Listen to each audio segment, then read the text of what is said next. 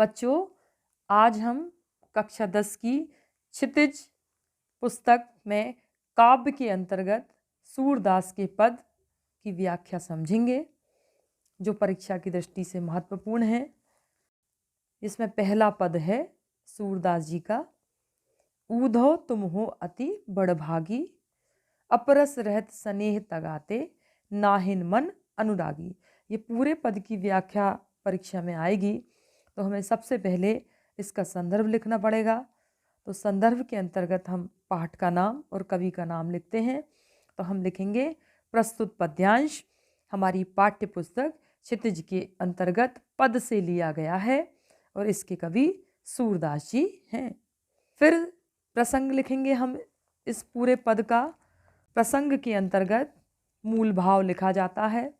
तो हम इस पद में इसका प्रसंग ये होगा कि प्रस्तुत पद्यांश में ज्ञान और योग की शिक्षा देने आए श्री कृष्ण के मित्र ऊधव पर गोपियां व्यंग कर रही हैं। ये प्रसंग हुआ। अब हम व्याख्या पर चलते हैं। तो हम पुनः इसको पढ़ते हैं।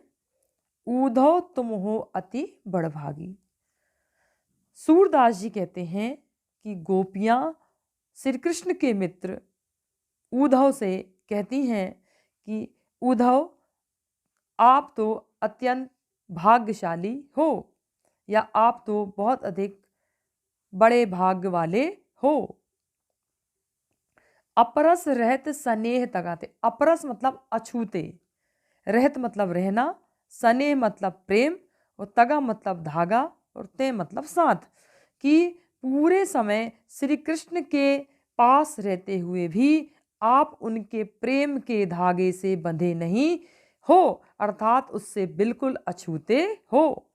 नाहिन मन अनुरागी, और ना ही आपका मन उनके प्रति अनुरक्त हुआ है, आपका मन उनके प्रति अनुराग से युक्त भी नहीं है।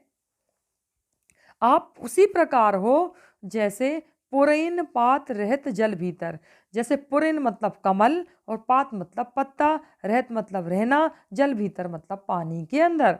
जैसे कमल का पत्ता पानी के अंदर रहते हुए भी तारस देह न त्यागी, रस मतलब पानी, देह मतलब उसके शरीर पर न दागी, एक भी पानी का दाग नहीं आ पाता है, उसी तरह आप भी श्री कृष्ण के साथ रहते हुए भी उनके प्रेम से वंचित हो।